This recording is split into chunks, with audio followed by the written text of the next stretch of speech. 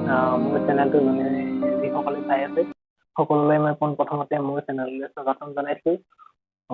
লগতে সকলোকে মোৰ চেনেলটো ছাবস্ক্ৰাইব কৰিবলৈ অনুৰোধ জনাইছো। মোৰ নতুন চেনেল, গতিকে সকলোকে ছাবস্ক্ৰাইব কৰিবলৈ অনুৰোধ জনাইছো। তো আজি মই এটি বিশেষ টপিক লৈ আপোনালোকৰ ওচৰত এই ভিডিঅ'টো লৈ আহিছো। টপিকটো হৈছে আমাৰ ভয় কিয় লাগে। ভয় বোলা বস্তুটো ক'ৰ পৰা আহে?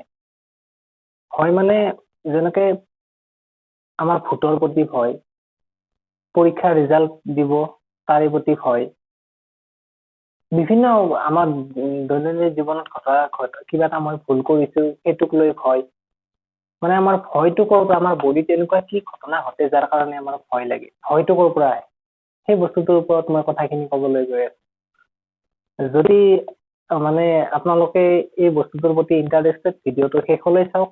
আপোনালোকে গম পাব আমাৰ বডিত আচলতে কি হয় যাৰ কাৰণে আমাৰ ভয় কিয় লাগে, আমাৰ দুখ কিয় লাগে, আমাৰ চকুৰ পানী কিয় ওলায়, আমাৰ আবেগ অনুভূতিৰ লগত কি বস্তু জড়িত হৈ আছে, সেই বস্তুখিনিৰ কথা মই ক'বলৈ গৈ আছো।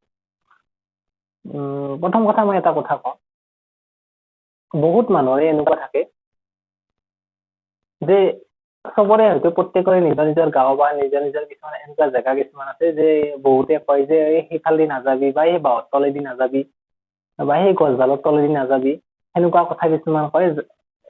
গধূলি সময়ত বোলে কিবা ওলাই, বোলে গধূলি সময়ত মানে এনেকুৱা কলা কলা কিবা বস্তু ওলাই, বোলে কিবা বগা বগা বস্তু ওলাই, কিবা মেকুৰী ওলাই, বোলে কিবা মানে জন্তু কিবা ওলাই, কিবা ভয়ানক ডাঙৰ প্ৰকাণ্ড বস্তু ওলাই। তেনেকুৱা ধৰণৰ বস্তুবিলাক মানে আমাৰ গাঁৱত অন্ধবিশ্বাসৰ নিচিনাকে প্ৰচাৰ হৈ আছে। আপোনালোকে বিশ্বাস কৰে নকৰে সেইটো আপোনালোকৰ কথা, কিন্তু মই মোৰ কথাটো কৈ আছো। আপোনালোকে কি ভাবে সেইটো আপোনালোকে কমেণ্টত জনাব। সকলোৰে নিজা নিজা চিন্তাধাৰা আছে। মই অলপ চাইণ্টিফিক ধৰণে কথাখিনি ক'বলৈ গৈ আছো। তো এতিয়া মই কথাটো হ'ল, আপুনি প্ৰথমতে এটা কথা ভাবক যে প্ৰথম কথাটো হ'ল আপুনি যেতিয়ালৈকে গম নাপায় যে সেই জেগাখিনিত কিবা ওলাই বুলি, যেতিয়ালৈকে কোনোৱে আপোনাক নকয় তেতিয়ালৈকে সেই জেগাখিনি দি আপুনি পাৰ হৈ গ'লে আপোনাৰ কেতিয়াও ভয় নালাগে। এবাৰ ভাবি চাওক, হয় নে নহয়? অলপ ভাবক, যেতিয়ালৈকে আপোনাক কোনো এজনে গাঁৱৰ মানুহে নকয়, কেতিয়াও নকয় যে মানে তাত কিবা ওলাই, তাত কিবা বস্তু আছে, তাত কিবা ধৰণৰ বস্তু এটা আছে, সেই বস্তুটোৰ বিষয়ে যেতিয়ালৈকে আমাক কোনো মূৰত সুমুৱাই নিদিয়ে তেতিয়ালৈকে কিন্তু সেই জেগাখিনি দি গ'লে আমাৰ কেতিয়াও ভয় নালাগে। কিন্তু যদি কোনোবাই সুমুৱাই দিছে মূৰত যে তাতে কিবা এটা ওলাই, তেতিয়াহ'লে সেই জেগাখিনি পোৱাৰ লগে লগে আমাৰ অট'মেটিক হাৰ্টবিট বাঢ়িবলৈ ধৰে।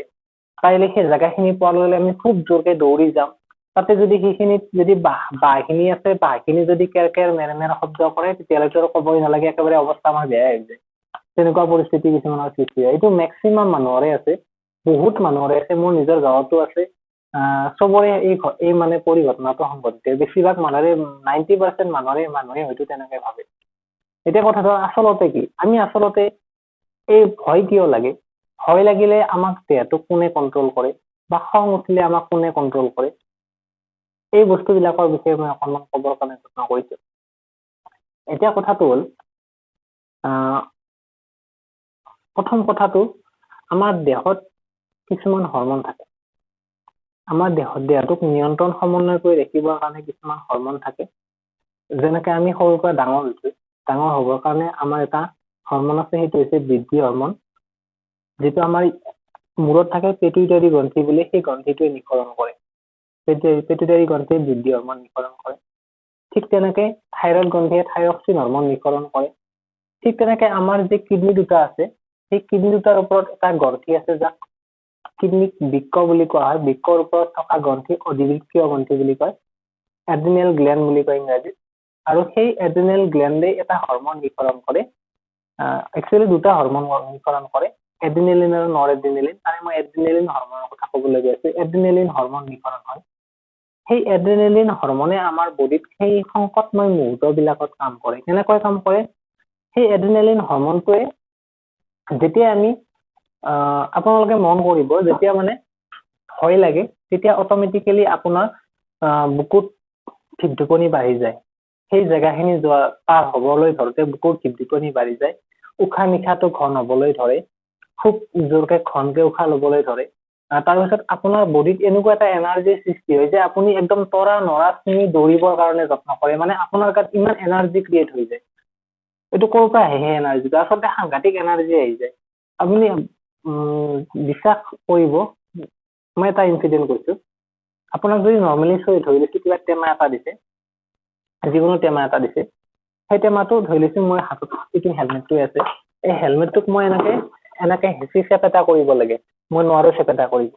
কিন্তু মোক যদি কোৱা হয় যে সন্মুখৰ পৰা কোনোবা এনেকে মোৰ মুখত কিবা এটা মাৰি দিছে, পানী জাতীয় বস্তু মাৰি দিছে, দিয়াৰ লগে লগে মোক কৈছে, মোৰ হাতত অলৰেডি বস্তু আছে মোৰ হাতত, কিন্তু মোক কৈছে যে মোৰ মুখত এচিড মাৰি দিছে, কিন্তু আপুনি গমেই নাপাব যে হেলমেটটো চেপেটা হৈ যাব আপোনাৰ হাতত। আপুনি বিশ্বাস কৰক, আপোনাৰ হাতত এইটো চেপেটা হৈ যাব। ভাবি চাওক একবাৰ, কিয় চেপেটা হ'ব? সেই এনাৰ্জিটো ক'ৰ পায়? নৰ্মেলি আমি সেই হেলমেটটো বা টেমাটো চেপেটা কৰিবৰ কাৰণে আমাৰ হাতত বল নাথাকে, কিন্তু যেতিয়া আমাৰ মুখত পানী এগিলাচ মাৰি দিব, দিয়াৰ লগে লগে আমাৰ গাত ইমান এনাৰ্জি আহি যায় যে অটমেটিকেলি চেপেটা হৈ যায়। নতুবা আপোনাৰ নৰ্মেলি যদি এজন প্ৰকাণ্ড মানুহৰ লগত কাজিয়া কৰিছে, কিবা কৰিছে, নৰ্মেলি আপোনাৰ গাত ইমান বল নাই, কিন্তু আপোনাৰ যদি সাংঘাতিক ধৰণৰ খং উঠিছে, আপোনাৰ গাত ইমান এনাৰ্জি আহিব যে সেই মানুহজনক মাৰিবৰ কাৰণে আপোনাৰ হাতখন অটমেটিক গুচি যাব, আপুনি গমেই নাপাব কেনেকে সংঘটিত হয় এই গোটেই ঘটনাটো। তাৰমানে এই বস্তুবিলাক কোনে নিয়ন্ত্ৰণ কৰে? এড্ৰিনেলিন হৰমনে নিয়ন্ত্ৰণ কৰে।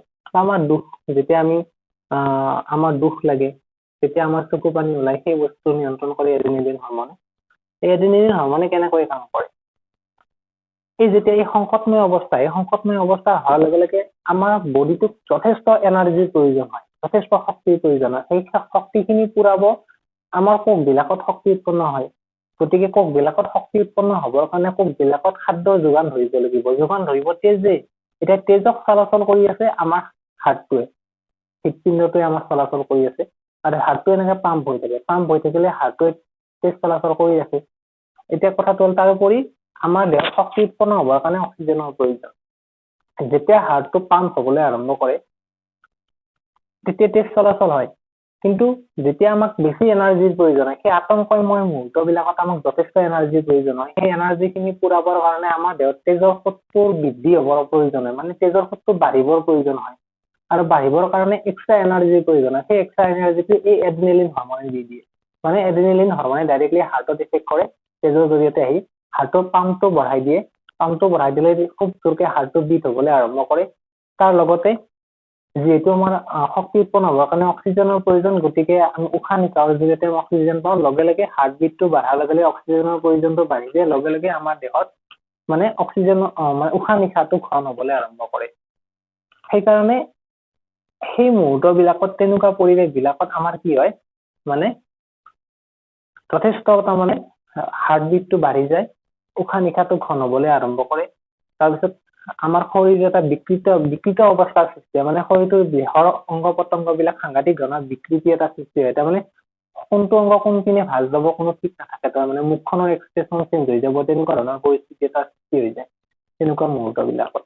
তো আপোনালোকে বুজি পাইছে নিশ্চয় কেনেকুৱা হয় আমাৰ দেহত। আৰু মেইনলি কাম কৰে কি, এড্ৰিনেলিন হৰমনে। তাৰোপৰি তেজ চলাচলটো, মানে হাৰ্দিৰ মজ্জাবিলাকলৈ তেজৰ চলাচলটো বাঢ়ি যায়, যাৰ ফলত শৰীৰটোৰ বিকৃত অৱস্থাটোৰ কাৰণে আমাক নিয়ন্ত্ৰণ কৰি ৰাখে। আচলতে আমাৰ বডিটোৱে আমাক কণ্ট্ৰল কৰিবৰ কাৰণে এই কামটো কৰে, যাতে তেনেকুৱা মুহূৰ্ত এটাত আমাৰ মৃত্যু নহয়, তাৰ কাৰণে এড্ৰিনেলিনে এই কামখিনি কৰে।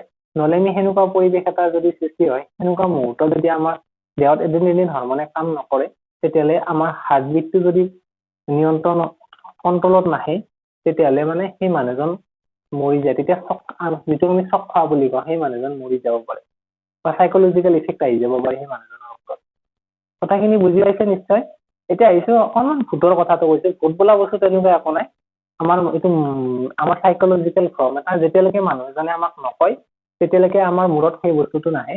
আমি এইটো ভাবি লোৱা কথা, আমি ভবা কথা এইটো, তেনেকুৱা একো নাই। ভূত বোলা বস্তু একো নাই। আপুনি যদি কৰবাত কোনোবাই কিবা দেখা পায়, তেনেকে গৈ থাকোতে আপুনি সেই জেগাখিনিত থিয় হব, হৈ অকণমান আগুৱাই যাব, গৈ বস্তুটো চাব যে সেইটো আচলতে ভূত নহয়, সেইডাল কিবা গছ বা কিবা বস্তু যিটো মানুহৰ আকৃতিৰ নিচিনা দেখা পাইছে, কিবা জন্তুৰ আকৃতিৰ নিচিনা দেখা পাইছে, তেনেকুৱা বস্তু এটা। তাৰ বাদে একো নহয়। আপুনি ভালকে মন কৰিব কথাটো হয়নে নহয়। আজিৰ পৰা আপুনি মন কৰি চাওক কথাটো হয়নে নহয়। নিশ্চয় মানে মোৰ কথাখিনি আপোনালোকে বুজি পাইছে। যদি বুজি পাইছে, মোৰ ভিডিঅ'টো লাইক কৰিব, শ্বেয়াৰ কৰিব, আৰু মোৰ চেনেলটো ছাবস্ক্ৰাইব কৰিব। আৰু এনেকুৱা ভিডিঅ'ৰ বাবে আপোনালোকে বেল আইকনটো দবাই দিব। আৰু এনেকুৱা ভিডিঅ' যদি আপোনালোকৰ ভাল লাগিছে, মোক কমেণ্টত জনাব। Thank U.